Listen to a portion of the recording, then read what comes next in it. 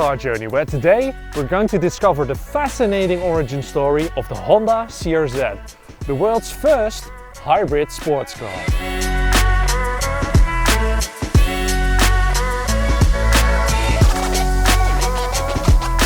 But before we get to the CRZ, we need to go back a few years.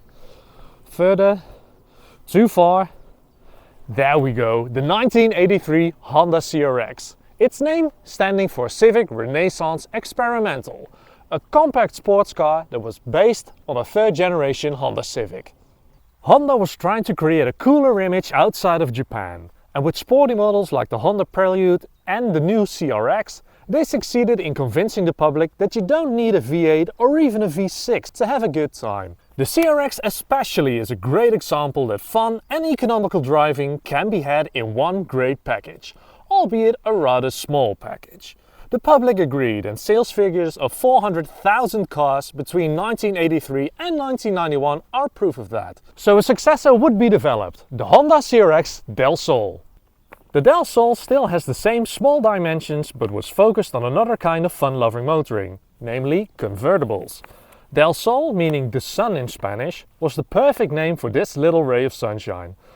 A removable aluminium hardtop would cleverly but quite elaborately be stowed in the rear via a series of mechanisms. To get the full Del Sol experience, the rear window would electronically retract into the car to create an open area.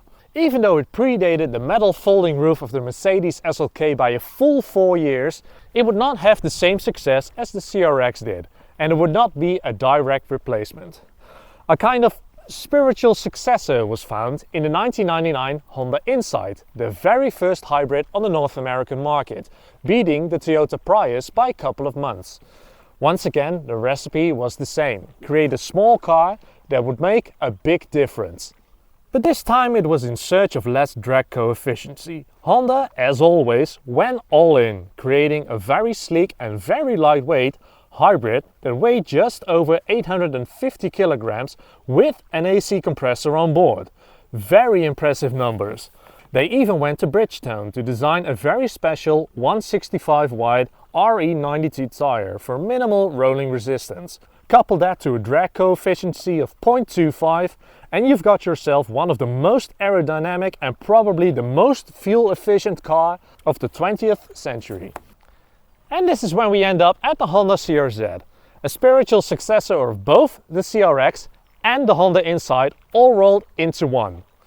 Where the second generation Honda Insight would grow into a 4-door saloon, the Honda CRZ would fly the flag for sporty coupes in the 21st century. Chief chassis designer Terukatsu Torikai was quite clear and ambitious about the inspirational sources for the new CRZ. When asked which cars were the benchmark for the new CRZ, he replied the Mini, the Scirocco, but also a Lotus Elise. The performance of the Elise kept on inspiring us throughout the whole development process. Terukatsu would claim that the body stiffness would be of a similar level as the then current Honda Civic Type R. Once again, no half measures at Honda. The compact Renaissance Zero, as the project was now called, would be occupying Honda from as early as the mid-90s. When in 1997 Honda would unveil the Honda JVX, a small hybrid sports car that has a strikingly similar rear window and roofline as the CRZ. This would later evolve into the Honda VV, a first version of the 1999 Honda Insight. A couple of years later at the 2006 LA Auto Show, Honda would once again create a small concept car and unveil the Honda Remix Concept, a design study of a spiritual successor for the Honda CRX. In 2007, the small Honda hybrid sports car concept made its debut at the Geneva Motor Show. The design was radically different than the concept car that went before it, but many of its features would end up in the Honda CRZ. A 4-cylinder petrol engine was connected to a CVT transmission, and the same 165 tires were once again used, but this time on 20-inch rims. In 2007, another concept car was shown that looked a lot more like the finished product we have here before us. The Honda CRZ concept would be a glimpse into the future of the next generation of small hybrid sports car from Honda.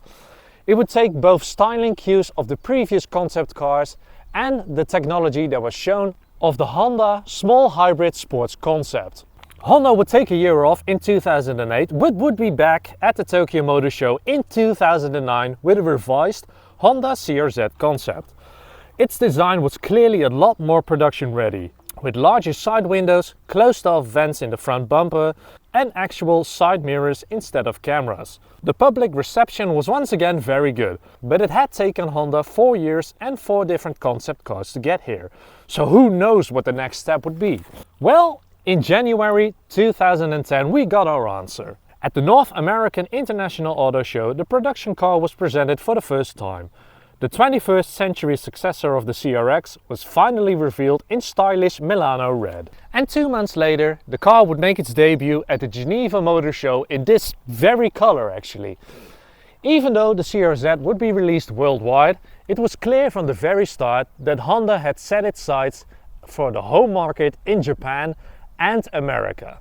Funnily enough, it would make a radical change for the American market, as it removed the rear seats, making it a 2-seater sports car with relatively large cargo space, at least for its small size.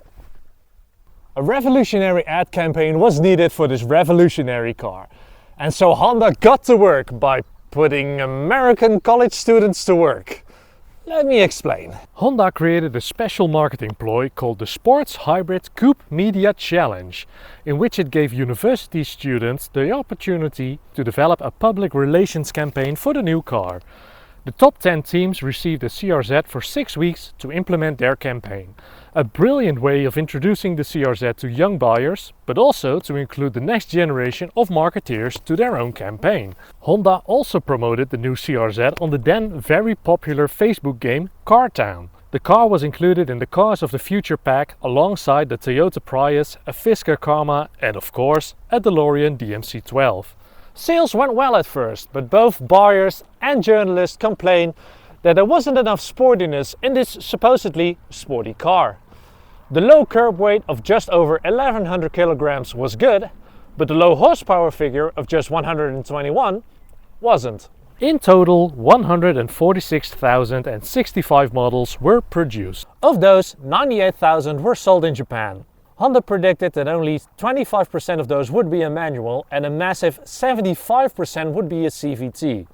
In the Netherlands, only 384 examples have been sold between 2010 and 2014, making this 6-speed manual in North Shore Blue a very rare example indeed. In the next video we will be looking at this Honda CRZ to see if it's an interesting proposition today. If you like this video, then don't forget to subscribe, hit the bell icon to join our journey through the history of interesting cars. See you at the next one.